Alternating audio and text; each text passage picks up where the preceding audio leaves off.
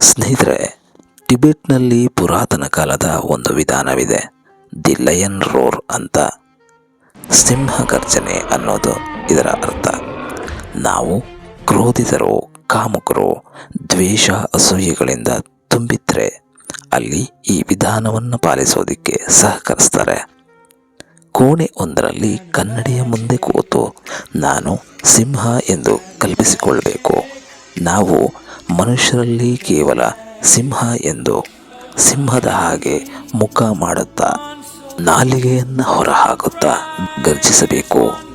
ಇದು ಎಷ್ಟು ಪಕ್ವವಾಗಿರಬೇಕು ಅಂದರೆ ನಾವು ಮನುಷ್ಯರಲ್ಲ, ನಾವೊಂದು ಪ್ರಾಣಿಯ ಹಾಗೆ ಅಂತ ತಿಳಿದುಕೊಳ್ಳಬೇಕು. ಅಷ್ಟು ಆಳವಾಗಿ ನಂಬಬೇಕು. ಮನುಷ್ಯನೆಂಬ ಭಾವನೆ ಹೊರಟು ಹೋಗಬೇಕು. ಈ ಭಾವನೆಗೆ ತಕ್ಕಂತೆ ವರ್ತಿಸೋದ್ರಿಂದ ಮುಂದೊಂದು ದಿನ ನಮ್ಮಲ್ಲಿ ಹೊಸ ಬದಲಾವಣೆ, ರೂಪಾಂತರಣೆ ಕಾಣುತ್ತೆ. ಅಲ್ಲಿ ಎಲ್ಲ ದ್ವೇಷ, ಅಸೂಯೆ, ಕ್ರೋಧ, ಕಾಮುಕತನ ಅದೃಶ್ಯವಾಗಿ ನಾವು ಅತ್ಯಂತ ಆಳವಾದ ಮೌನವನ್ನು ತಲುಪ್ತೇವೆ. ಟಿಬೆಟ್ನ ಮೊನೆಸ್ಟ್ರಿಗಳಲ್ಲಿ ಅನೇಕ ಕನ್ನಡಿಗಳಿರ್ತಕ್ಕಂಥ ಕೋಣೆಗಳಿರುತ್ತವೆ.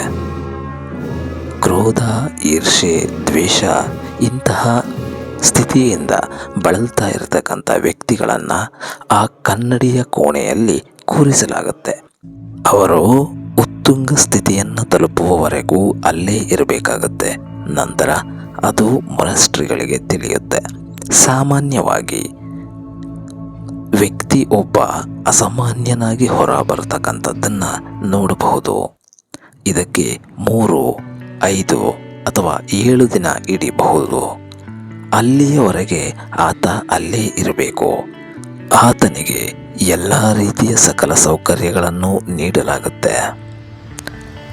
ಯಾವಾಗ ವ್ಯಕ್ತಿ ಇದರಿಂದ ಸಂಪೂರ್ಣನಾಗಿ ಕರಗತವಾಗಿ ಹೊರಬರುತ್ತಾನೋ ಆಗ ಜೀವಿತ ಅವಧಿಯಲ್ಲಿ ಎಂದಿಗೂ ಆ ಮನುಷ್ಯ ಮುಂದೆ ಕೋಪಿಸಿಕೊಳ್ಳೋದಿಲ್ಲ, ಕಾಮುಕತನವನ್ನು ತೋರೋದಿಲ್ಲ, ಕ್ರೋಧ, ಅಸೂಯೆ, ಅಹಂಕಾರದ ಭಾವವನ್ನು ತೋರೋದಿಲ್ಲ.